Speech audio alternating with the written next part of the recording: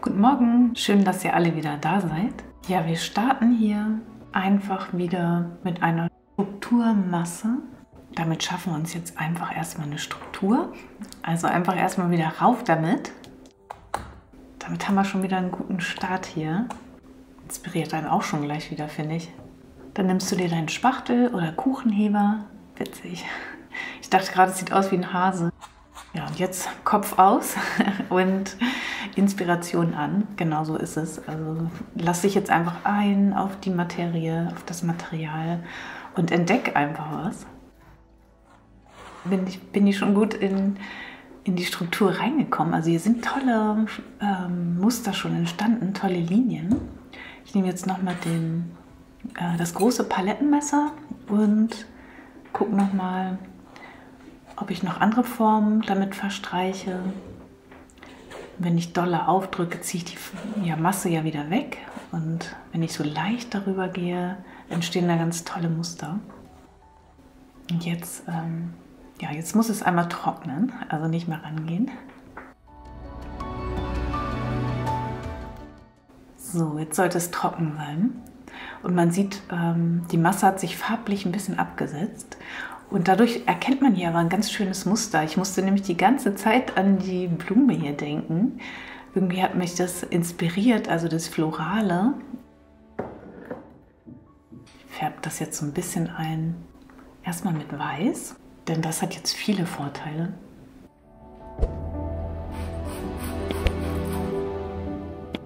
Ich damit erstmal die Struktur ein. Damit kann ich jetzt die Struktur also auch betonen. Und mit dem Weiß hat das so einen Kalkeffekt, das finde ich ganz toll. Ist auch wieder eine gute Übung, wenn man das zu Anfang macht. Lernt hier auch schon so seine Lieblingsstrukturen kennen, finde ich. So, und jetzt können wir da nochmal Farbe zugeben. Ja, die Blume hat mich so inspiriert. Also die Farbe werde ich jetzt auch nochmal nehmen, weil ich finde das ganz schön und das schwingt hier eh schon im Bild mit. Ja, schade. Er könnte ein bisschen mehr laufen, aber das kennen wir ja. Ja, hinterher ist natürlich immer, dann kommen natürlich überall auch kleine Pünktchen hin.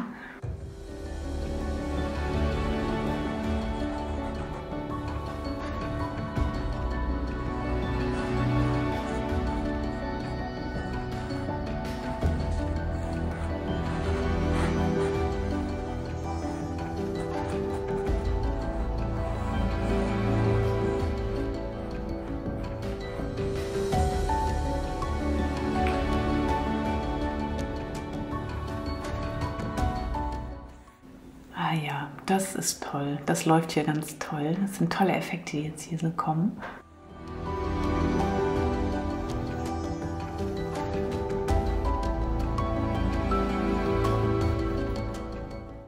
So, dann gießen wir noch ein bisschen Sonnenschein dazu. Lassen wir es noch ein bisschen mehr fließen. Dann entstehen ja genau diese tollen Effekte. Ja, der Farbton ist auch in der Blüte hier. Jetzt so schön leicht hier verstreichen. Man kann sich so viel Zeit lassen. Also lass dir ganz viel Zeit. Arbeite langsam. Guck mal, was entsteht. Du kannst hier toll die Struktur betonen, kannst aber auch Farben ineinander mischen. Also dass auch neue Farbtöne entstehen.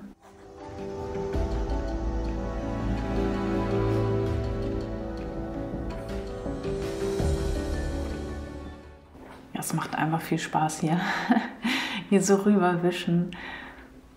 Und die Struktur ist so toll, die kommt so toll wieder raus. Und es ist schön einfach, es kann jeder machen, also das kannst du machen. Inspiriert total, ist voll entspannt. Also es sind ganz tolle Effekte hier drin und ich finde, das kann man auch durchaus so schon lassen. Ja, wo es hinpasst, also kann man auch so lassen.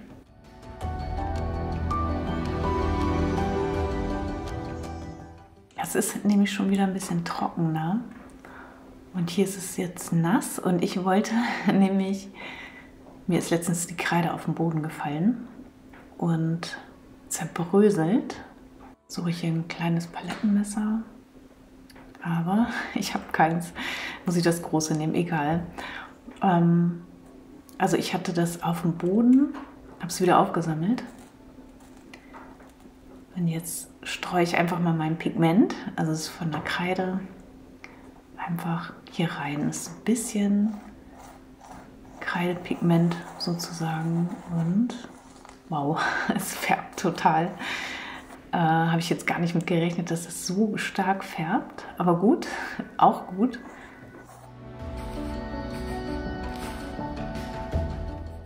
Ja, ist auch ein schöner Farbton, ich mag den ja ganz gerne. Ist mir aber noch ein bisschen zu doll. Ja, mir gefällt das an sich ganz gut hier, also auch die Farben mag ich, aber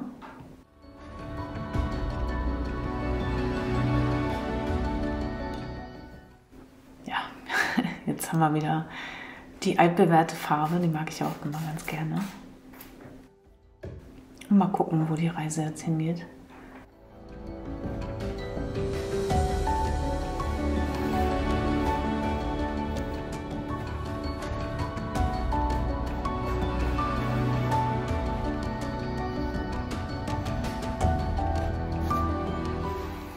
Ja, wenn sich das hier noch vermischt, ist das nicht schlimm. Das sind dann schöne, natürliche Farbtöne, aber ich bin noch ein bisschen vorsichtig.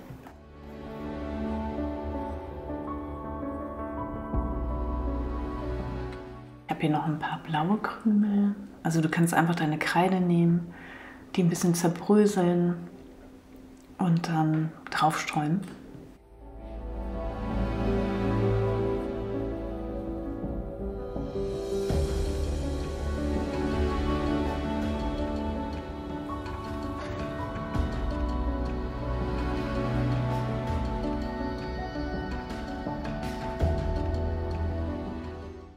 Mir gefällt der Farbton noch nicht. Da fehlt der Kaffeeton drin, finde ich.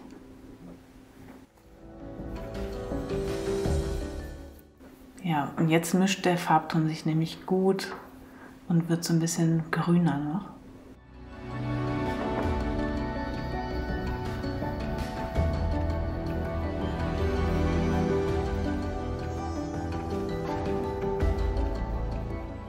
Ich bleibe jetzt aber erstmal nur so am Rand noch, weil das in der Mitte gefällt mir ganz gut. Das will ich jetzt nicht wieder wegnehmen.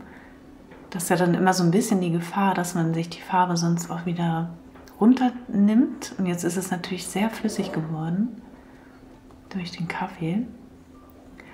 Aber man kann es auch einfach so stehen lassen dann und dann trocknet das auch so.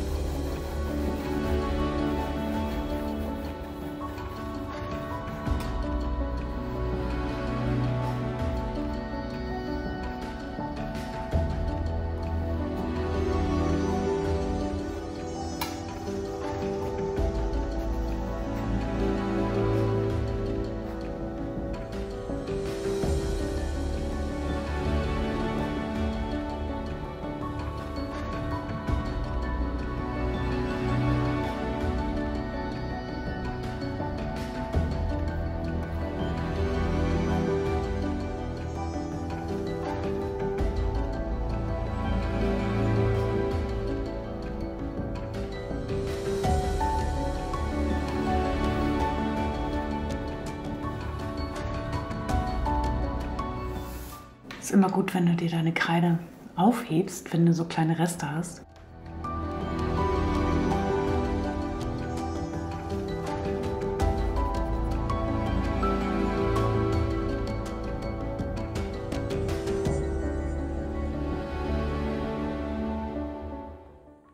Ja, fertig. Jetzt lasse ich lieber die Finger davon, weil jetzt sind es genau meine Farben. Also das liebe ich hier. Auch die Stellen liebe ich total. Es sind so viele tolle Farbtöne da drin. Alle ordnen sich so ein bisschen unter, finde ich. Und ja, der Kaffee ist alle und es hat ganz viel Spaß gemacht. Es macht mir immer total viel Freude, auch über diese Farben übereinander zu gehen, gucken, was passiert, wie färbt sich die Farbe noch ineinander, was passiert mit der Struktur. Und das finde ich einfach immer richtig toll. Also das mag ich voll gerne, dieses Experimentieren.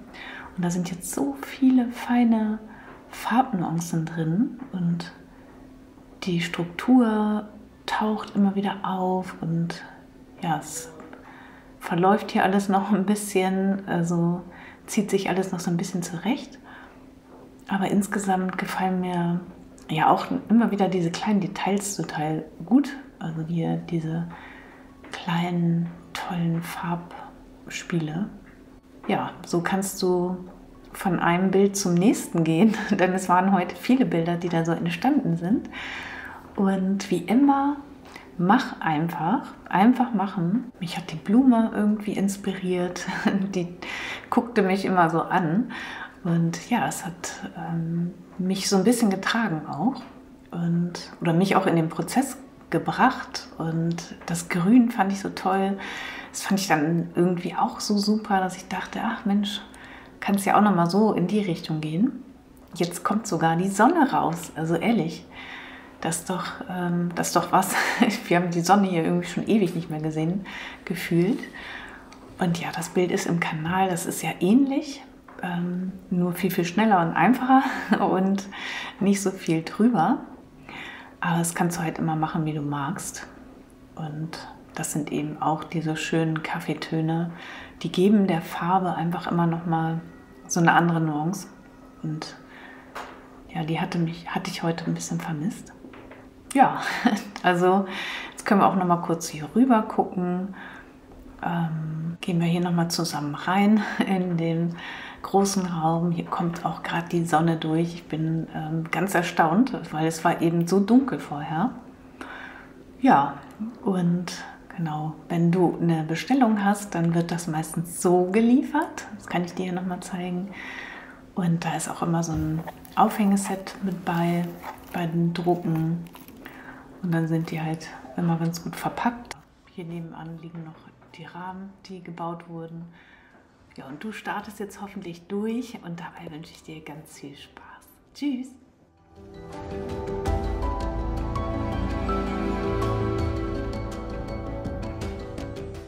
Über die Struktur finde ich einfach, bekommst du einen guten Einstieg in einen kreativen Prozess. Und das ist das, worum es geht, dass du einfach anfängst, dass du ins Handeln kommst, dass du etwas veränderst. Und auf der Leinwand kannst du das alles machen. Und alles das, was du auf der Leinwand machst, veränderst du ja auch in deinem Geist und bewegst dich da auch. Und das fördert natürlich, dass du auch dein Denken änderst und dann natürlich auch im Außen ins Tun kommst. Und ich finde dieses Machen, gerade jetzt, wo so viel auf uns einströmt, dass du nur da sitzt und nichts tun kannst, ist ziemlich negativ. Und deswegen, wenn du dich aufs Malen fokussierst, kommst du auf andere Gedanken und kannst etwas bewegen. Und das ist schon mal ein Schritt, finde ich, in die richtige Richtung. Also schön, dass du hier bist. Danke fürs Teilen, danke für deinen lieben Kommentar. Ich freue mich immer sehr und ich kann es nicht oft genug sagen. Also es ist wirklich eine große Freude. Vielen, vielen Dank, dass ihr die Tassen bestellt habt. Ich freue mich, dass somit auch der Gedanke weitergetragen wird und die Freude und dass du das auch verschenkt hast. Ich freue mich total. Also vielen, vielen Dank. Und jetzt hab einen ganz schönen Sonntag, genieße das, auch wenn das Wetter schlecht ist, egal, hol deine Farben raus und mach. Tschüss!